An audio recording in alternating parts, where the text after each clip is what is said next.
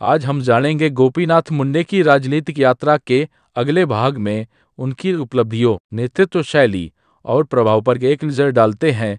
12 दिसंबर 1940 नौबिडी जिले के नाथरा गांव में एक किसान परिवार में एक महान नेता का जन्म हुआ। गोपीनाथ मुंडे गरीब परिवार से आया यह युवक आगे चलकर महाराष्ट्र की राजनीति में जनता की आवाज बना। गोपीनाथ मुंडे की कार्यशैली और उपलब्धियां, जनता से निकटता। गोपीनाथ मुंडे एक ऐसे नेता थे जो जनता से सीधा संवाद करते थे।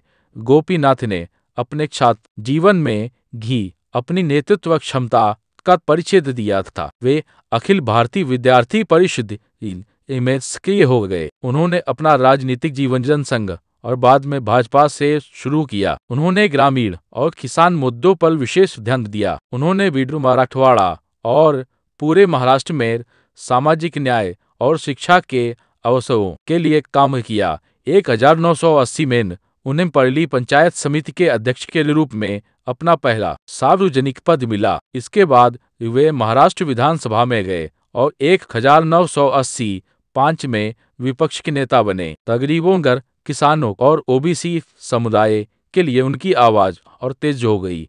1995 में शिवसेना और भाजपा गठबंधन सत्ता में आया और गोपीनाथ मुंडे महाराष्ट्र के उप मुख्यमंत्री बने। एक गृह मंत्री के रूप में उन्होंने राज्य में प्रशासनिक सुधारों और कानून व्यवस्था को मजबूत करने पर काम किया। 2009 में वे बीड लोकसभा क्षेत्र से सांसद बने। 2014 में उन्हें नरेंद्र मोदी मंत्रिमंडल में ग्रामीण विकास, पंचायत राज और पेयजल मंत्रालय मिला। उनका सपना था हर गांव में सड़क, हर घर में पानी। ओबीसी समुदाय के नेता, उन्होंने ओबीसी अन्य पिछड़ा वर्ग समुदाय को राजनीतिक प्रतिनिधित्व दिलाने के लिए निरंतर संघर्ष किया। इसीलिए उन्हें ओबीसी का उद्धारक भी कहा जाता है। वह संगठन निर्माण, उन्होंने महाराष्ट्र में भाजपा के संगठन को एक मजबूत आधार दिया। उन्होंने महाराष्ट्र के हर जिले में भाजपा का विस्तार करने में अहम भूमिका निभाई। उन्होंने कार्यकर्ताओं को सेवा, संगठन और संघर्ष के सिद्धांतों पर चलने का प्रेरक मार्गदर्शन दिया। केंद्र में योगदान, केंद्र में मंत्री रहते हुए उन्होंने ग्रामीण विकास और पेयजल के लिए योजनाएं शुरू की।